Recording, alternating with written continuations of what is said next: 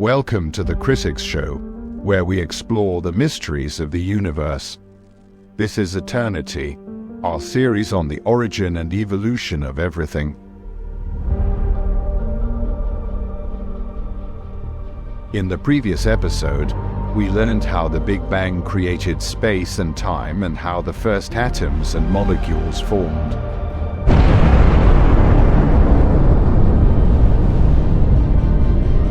In this episode, we will continue our journey and witness how our planet Earth came to be. How did a ball of fire and rock become a home for life? How did the sun, the moon, and the stars form? And what role did they play in shaping Earth's destiny? These are some of the deepest questions that humans have ever asked, and the answers are more astounding than you can imagine. Let's travel back in time and witness the incredible story of Earth's creation. Imagine a time when there was no Earth, no sun, no moon, no stars. Nothing but a vast cloud of dust and gas spinning in the darkness of space. This was the primordial nebula, the birthplace of our solar system.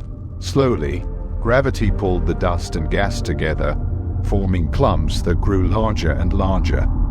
These clumps became planetesimals, the building blocks of planets, but not all planetesimals were the same. Some were closer to the center of the nebula, where it was warmer and denser. These planetesimals were made mostly of metal and rock. They would become the inner planets: Mercury, Venus, Earth, and Mars. Others were farther away from the center, where it was colder and thinner. These planetesimals were made mostly of ice and gas.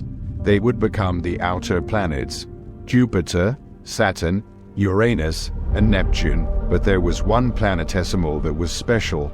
It was the largest and heaviest of them all. It had so much mass that it started to generate heat and pressure at its core. This heat and pressure ignited a nuclear fusion reaction, turning hydrogen into helium and releasing enormous amounts of energy. This planetesimal became a star, our sun. The sun's birth changed everything. It blew away most of the remaining dust and gas in the nebula, leaving behind only the planetesimals that were strong enough to resist its powerful solar wind.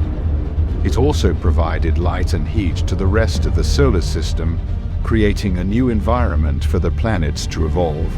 One of these planets was Earth, but it looked nothing like the Earth we know today. It was a hellish world, covered in molten lava and bombarded by asteroids. The surface temperature was about 1,200 degrees Celsius, hot enough to melt iron. There was no water, no air, no life, just fire and rocks. But then something extraordinary happened. About 4.5 billion years ago, another planet-sized object called Theia crashed into Earth at a tremendous speed. The impact was so powerful that it blasted a huge chunk of Earth into space, creating a ring of debris around the planet. This debris eventually coalesced into our moon. The moon also played a vital role in shaping Earth's future. It stabilized Earth's orbit and prevented it from wobbling too much. It also caused tides on Earth's surface, which helped mix the chemicals that would eventually form life. But before life could emerge, Earth needed one more ingredient: water. Where did it come from? Some scientists think that water came from comets and asteroids that hit Earth after the moon's formation. These icy bodies brought water and other organic molecules to Earth's surface, filling up the oceans and creating the first building blocks of life. But how did life actually begin? How did simple molecules become complex cells? And how did cells become plants and animals? For now, let's marvel at the incredible story of Earth's creation. From a ball of fire and rock to a living world, a world that has survived countless challenges and changes, a world that is still evolving and surprising us every day. This is our home. This is our story. Thank you for watching the Critics Show. We hope you enjoyed this episode of Eternity, revealing the mysteries of the universe.